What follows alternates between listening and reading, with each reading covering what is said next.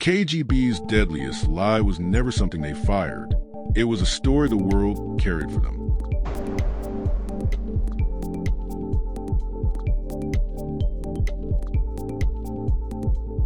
Welcome to Shadow Archives. This is a story of Operation INFEKTION, the KGB campaign that made a lie look like truth. The Cold War was not only a contest of missiles and armies, it was a contest over what people believed. And the KGB understood this better than anyone. In 1959, the KGB created Department A unit devoted entirely to what it called active measures, Dezinformatsiya.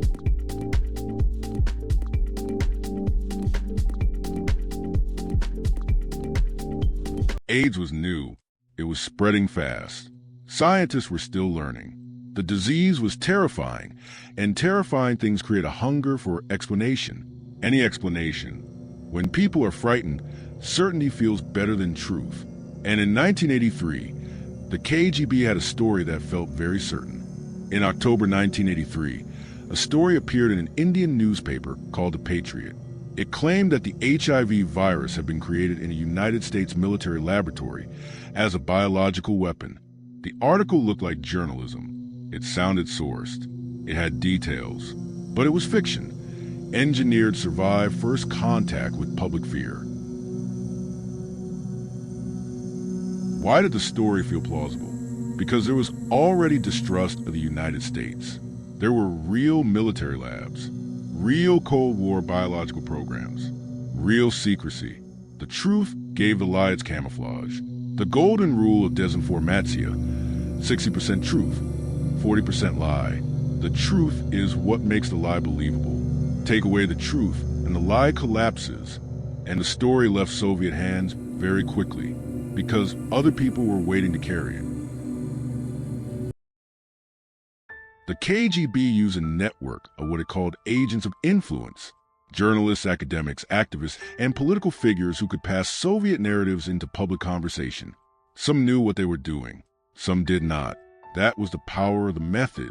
Once the story left Soviet hands, other people authenticated it.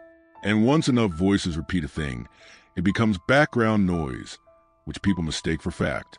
Documents were forged. Letterheads copied from the CIA, the Pentagon, the State Department.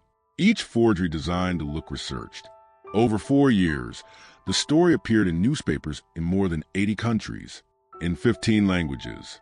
Repetition did what evidence could not. It created familiarity, and familiarity creates the feeling of truth.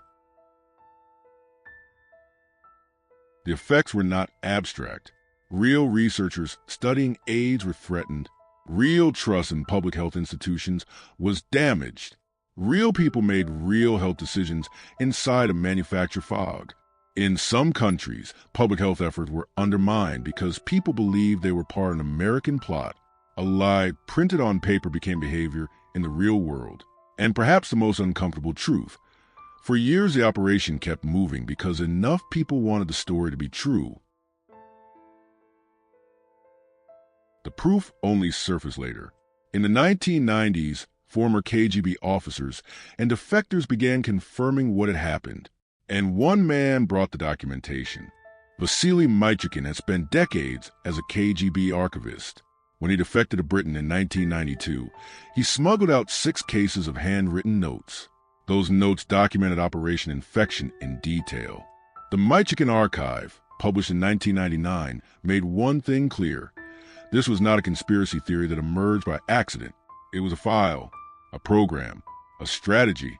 Here is what Operation INFEKTION teaches us. The Cold War ended in 1991. Active measures did not. The platforms changed. The speed changed. The mechanism stayed the same.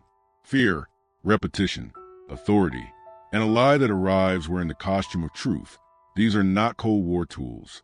They are human tools, and they still work. The most dangerous lie is not one that is forced on people. It is one that they choose to carry because it explains a world faster than reality can. The victim becomes a courier. The rumor becomes evidence. And the story keeps moving long after its authors disappear. Operation INFEKTION's afterlife still exists. Variations of the same claim survive even now. So what was the KGB's deadliest weapon? Not a rifle, not a missile, not a laboratory. A believable story released into a frightened world.